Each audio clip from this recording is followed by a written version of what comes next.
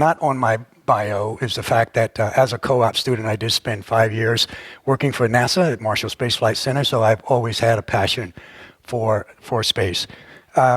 Quick audience participation, opportunity to win a once-in-a-lifetime Fred Thompson endorsed ink pen.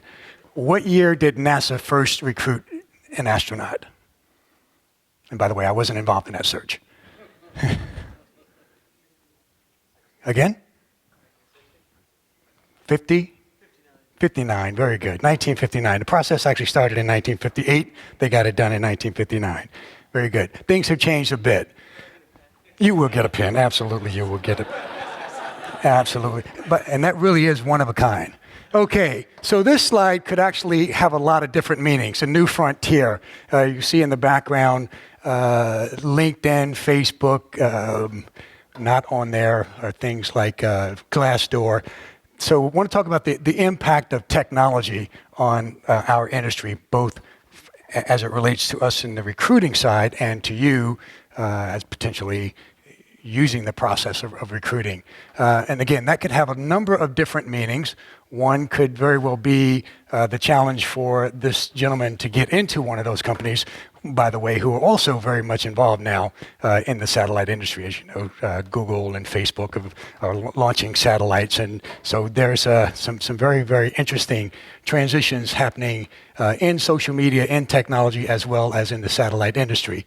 For us, it actually has more of the impact of disintermediation. The fact now that companies can use social media, use technology, makes it challenging for us to really add value. We like to think that because people are involved, that there are some aspects of what we do that hopefully will never totally be automated. But the other implication for you, and we'll talk about this on the recruiting side, is what it means and how you leverage social media and how you leverage technology as a person maybe being interested in finding your next career opportunity. So a number of different aspects of that. So on the recruiting side, and for those of you that can't see this, the recruiter is saying, I need your Facebook password before I can hire you. If you're not on Facebook, I need you to join and post a bunch of personal stuff that you don't want me to know about you. And this is actually true. And my caution to you is on being recruited, be really mindful about what you put out there, because it will actually be used, and we will find it, right? And I had a candidate 2 weeks ago to ask me, well, has your client read my blog? Well, not really, but if we get to that point, maybe they probably will. So be really conscientious about what you put out there about yourself, because and you don't, by the way, have the opportunity to necessarily defend it, right? I mean, they're going to see you at that party with the, what they call sake bombs or whatever, and that's the assumption that they're going to make about your work ethic. So with respect to being recruited, what matters? First and foremost, networking, and networking. It's not about who you know, it's about who knows you. So take full advantage of opportunities like this one today to meet people, have them get to know you, right? Nothing more important than that. And again, I can't overemphasize the importance of being conscientious about what you put out there. So how do you leverage technology and social media? Obviously with LinkedIn, companies can find out a lot about you. They will look at your Facebook page or whatever social media you have. I actually even have candidates other colleagues that I know that are in the business that are actually tweeting when they start a new search, so that their network will know about it, and they use that as a means to getting information back. So like most other industries, we're kind of getting inundated with data, right? So we have to have ways to, how do you sort of parse this data and get to what really matters? So analytics, just like it is in the satellite industry right now with immense amounts of data, is actually being used in search. Okay.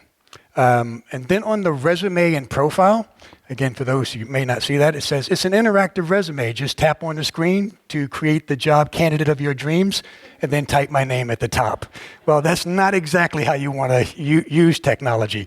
What's important about the resume or the LinkedIn profile, and by the way, if you have a resume and a LinkedIn profile, please keep them consistent. It irks me to no end when I see someone's LinkedIn profile with completely different dates or completely different titles than the resume. It just makes you wonder. So, I mean, that's your marketing document. You've heard presentations on the importance of marketing, right? Your resume, your LinkedIn profile, your Facebook profile, those are your marketing documents. That's what people see before they ever have that first conversation with you. And more often than not, if they're not consistent, you probably won't get to have that first conversation.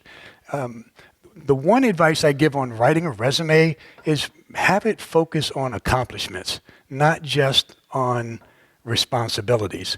In other words, it shouldn't be about passive words, you know, I was responsible for this or I facilitated this.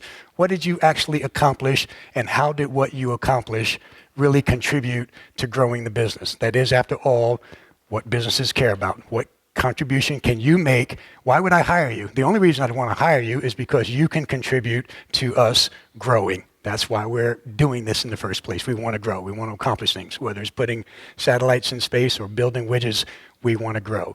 What can you do? What have you done to demonstrate that you've got a track record and therefore you can contribute to what we're trying to accomplish? Oops, I thought there was, maybe that was the last one. Okay.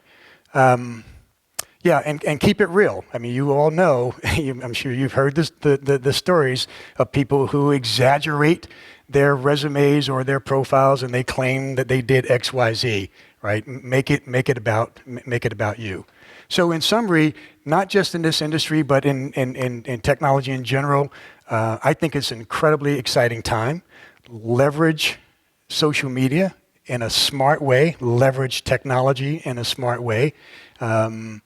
By the way, one other interesting data point, in spite of technology and social media, at least on the executive search side, it hasn't really changed the cycle time. It still takes typically 3 to 4 months to complete from the time we start a search to the time we complete it. So for those of you that are looking for your next job, you know, don't get impatient if it's taking 3 to 4 months. It's taking 9 to 12 months, you might have some concerns. But in spite of technology, it's actually complicated things, right? Because we both have 24/7 access. You have it to the companies, you have it to us, and we have it 24/7 access to you, and reams of data about each other. So very, very exciting times in the industry. I'll hang around at lunch and in the afternoon if anybody's got any questions. Happy to answer them. Thank you very much.